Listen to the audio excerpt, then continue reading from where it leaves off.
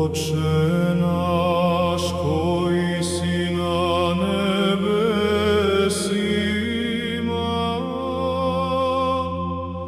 da se sveti ime Tvoje, da dođe carstvo Tvoje, da bude volja Tvoja i na zemlji kao na nebu.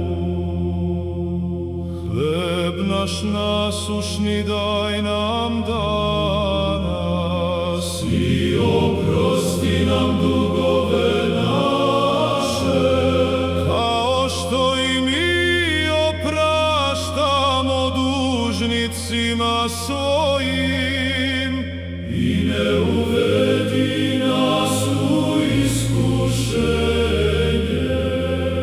no izbavi nas od zloga. Jer je Tvoje carstvo i sila i slava, Otca